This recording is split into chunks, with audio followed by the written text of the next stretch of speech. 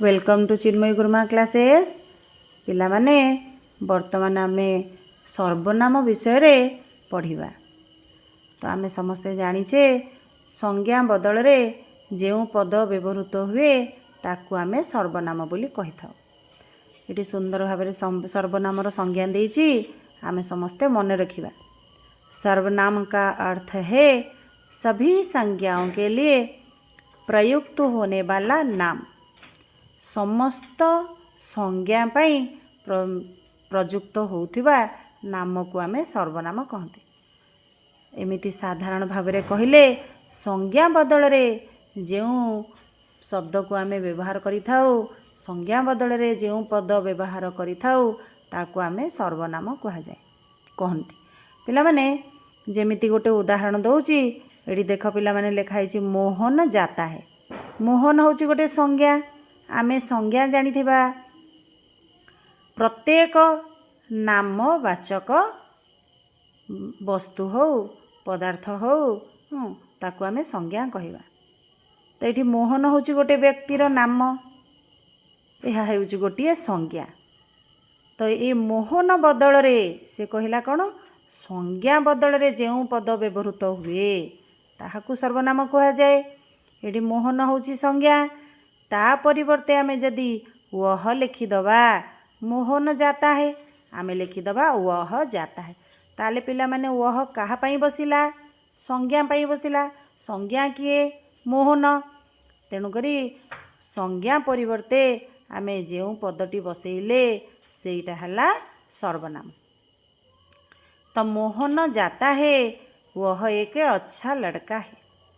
मोहन जाउची, मोहन परिवर्ते द्वितीय वाक्य रे आमे वह लगेले अर्थात से गोटे भल बालक अटे। तो आमे जो मोहन परिवर्ते वह लगेले, तो ये संज्ञा परिवर्ते आमे जो पदटी लगेले ताहा हेउची सर्वनाम। सर्वनाम वाक्य रे कर्ता कर्म एवं पूरक स्थान रे बसी थाए। सर्वनाम वाक्य में कर्ता कर्म और पूरक के स्थान पर आ सकते हैं। सुंदर भावरे एठी तीनोटी उदाहरण देइछि कि भली भावरे सर्वनाम पदटी कर्ता भावरे व्यवहृत होइछि, कि भली भावरे कर्म भावरे व्यवहृत होइछि, आ कि भली भावरे पूरक रूप रे व्यवहृत होइछि। तो पिला माने आमे समस्ते जानिचे जे कर्म आमे केमिति जानिबा वाक्य रे कर्म किए।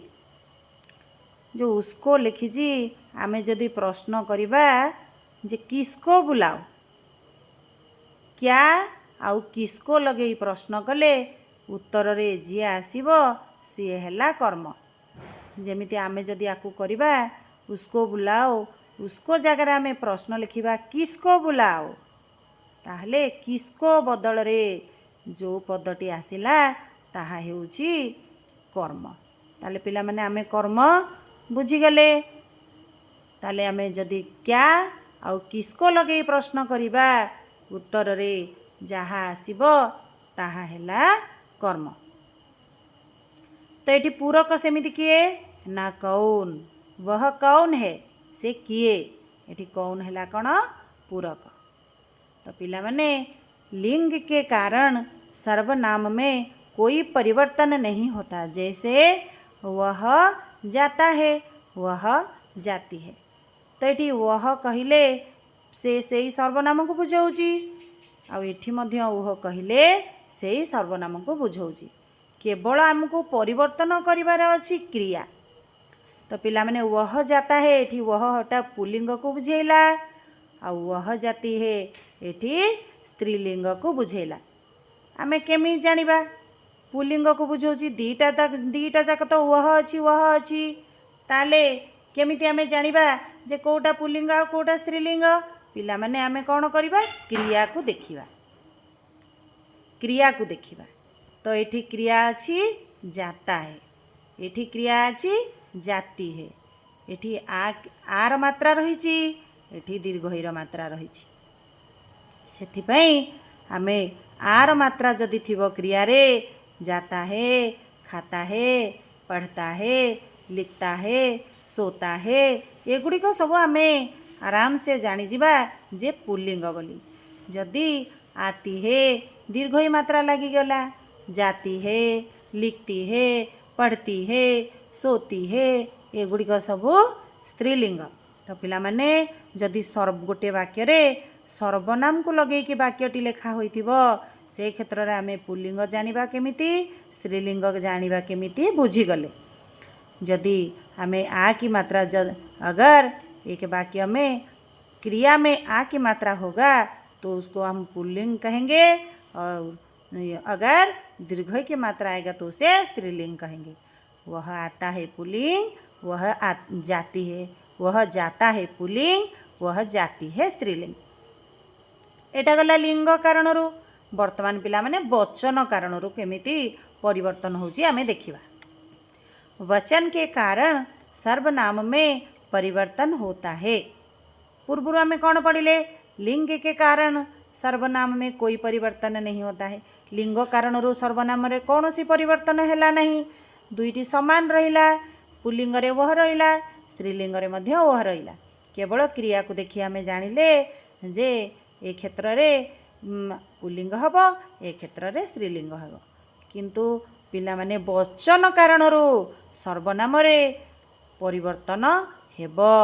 जेमिति कि देख पिला माने वह पढ़ता है, एटा एक वचन रे अछि। वह एक वचन रे थिबारु तार क्रिया मध्य एक वचन रे रहिछि। आमे जदि याकु पिला माने बहुत क्षेत्र रे परीक्षा रे मध्य एई भली प्रश्न आसे। मन देकी समस्ते सुनिबा। वह पढ़ता है, वह मध्य एक वचन, पढ़ता है मध्य एक वचन। जदि कर्ता एक वचन रे रहूची, क्रिया मध्य एक वचन रे रहूची। आमे जदि एटी परीक्षा रे पढ़थिबो वह तळे गार देथिबो, रेखांकित पद के वचन परिवर्तन करके वाक्य को फिर से लिखिए। रेखांकित पदर वचन परिवर्तन करी वाक्यटी को आउ थरे लेख। से क्षेत्र रे पिला माने आमे केमिति वाक्य 2 मार्क पड़े। आमर 10म रे 9म रे ये सब 2 मार्क रो पड़े। तो ध्यान देके सुनिबा। वह को आमे कौन करिबा? वचन परिवर्तन कर देले वहटा हे जिवो वे, आउ पढ़ता है हे जिवो पढ़ते हैं। यार एक मात्रा आसीबो, अर्थात सर्वनाम रे एक मात्रा आसीबो, आउ क्रिया रे मध्य एक मात्रा आसीबो।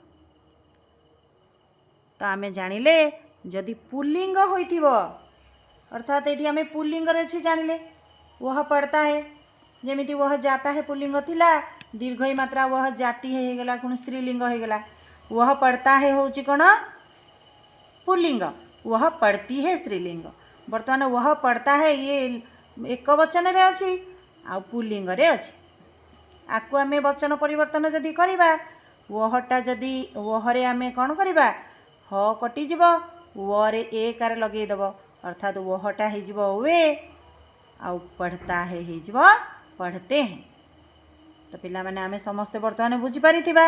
वर्तमान जानिबा परसर्ग के कारण सर्वनाम में परिवर्तन होता है। आमे समस्ते जानिछे परसर्ग कौन? कारकर चिन्ह को परसर्ग कहंती। तो ये परसर्ग कारण सर्वनाम रे परिवर्तन होई थाए। वह एठी कौन लिखाई? वहटा हेची परिवर्तन है कि उसने खाया। एटा अतीत काल रे रहिछि। एटा पिला माने अतीत काल रे रहिछि। टिके ध्यान देकी सुन। मु बहुत जरूरी कथा गुड़िक कहूची। जेउ कथा गुड़िक, जेउ जिनस गुड़िक तुमर परीक्षा रे आसीबो, विशेषकर 10म रे एई प्रकार रो प्रश्न तुम मानकर आसुची। तेणुकर ये सब जिनस उपरे टिके ध्यान दियो। उसने खाया। जदि गोटे वाक्य रे ने लागिथिबो, आमे आराम रे जानी जिबा जे से वाक्यटी होची केउ काल रे अछि ना अतीत काल रे अछि। तो जदि से वाक्यटी रे ने लागिची, आमे कौन करिबा ना से वाक्यटी को जेतेबेले परिवर्तन करिबा, ताले सेतेबेले आमे कर्ता अनुसार वाक्यटी परिवर्तन हबो नै, क्रिया परिवर्तन हबो नै। से क्षेत्र रे आमे कर्म अनुसार क्रियार परिवर्तन करिबा। ହଉ ସେ କଥା ଆମେ ପରେ ବୁଝିବା। ବର୍ତ୍ତମାନ ଆମେ କେବଳ ସର୍ବନାମ ବିଷୟରେ ଧାରଣା ନେବା। ମୁଁ ପର କ୍ଲାସ୍ରେ ତୁମମାନଙ୍କୁ ଉସ୍ନେ ଖାୟା। ପିଲାମାନେ ଓହ ଅଛି କ'ଣ ଏକ ବଚନରେ, ସେଥିପାଇଁ ଏଇଟା ଏକ ବଚନରେ ଥିବାରୁ ଉସ୍ନେ ହେଲା। କିନ୍ତୁ ତା ପର ବାକ୍ୟଟିକୁ ଲକ୍ଷ୍ୟ ରଖ, ଓହ ଏଠି ଦେଇଛି, ତାକୁ ଆମେ ଯେତେବେଳେ ବହୁ ବଚନ କଲେ ୱେ ହେଲା। ଓହଟା କ'ଣ ହେଇଗଲା ଏଠି? ୱେ ହେଇଗଲା। ଆଉ ଉସ୍ନେ ସେମିତି ଏକ ବଚନରେ ଅଛି, ତାହେଲେ ଉସ୍ନେଟା ହେଇଗଲା ଉହ୍ନେ। ଓହ ହେଇଗଲା ବହୁବଚନ ୱେ, ଉସ୍ନେ ହେଇଗଲା ବହୁବଚନ ଉହ୍ନେ। ତାହେଲେ ଉସ୍ନେ ଖାୟା, ଉସ୍ନେ ଖାୟାକୁ ଆମେ ବଚନ ପରିବର୍ତ୍ତନ କରିଦେଲେ, ଉସ୍ନେ ଖାୟା ବଚନ ପରିବର୍ତ୍ତନ କରିଦେଲେ କ'ଣ ହେବ? ଉସ୍ନେର ବଚନ ପରିବର୍ତ୍ତନ କଲେ କ'ଣ ହେବ?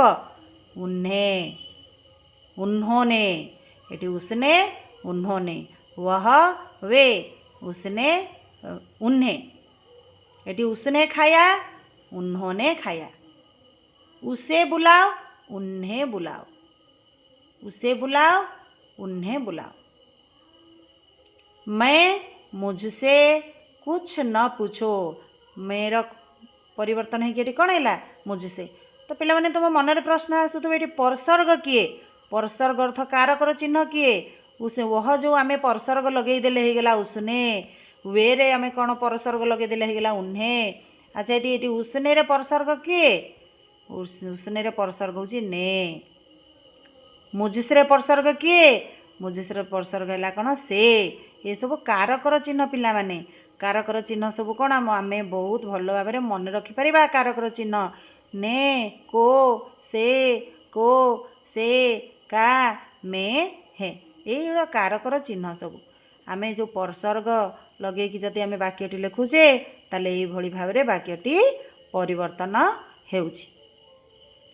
आप और कुछ में परिवर्तन नहीं होता। मन रखिथिबा, आप जदि लागिथिबो किंबा कुछ जदि लागिथिबो वाक्य रे ताले सेठी परिवर्तन होबा नहीं। आप थिले आपका सामान तैयार है, कुछ थिले कुछ खा लो, एठी कौन से प्रकार परिवर्तन हो पारिबो नहीं, जेमिति कि सेमिति रहिछि। तो ठीक अच्छे, धन्यवाद पिला माने। आमे पर क्लास रे पढ़िबा सर्वनामर प्रकार भेद, केते प्रकार कौन कौन से विषय आमे विशद भाव में वर्णना करिबा पर क्लास रे। धन्यवाद पिला माने। तो नेक्स्ट सेक्शन रे आमे जानिबा। तो वर्तमान मो वीडियोटी को लाइक करंतु, सब्सक्राइब करंतु एवं शेयर करंतु।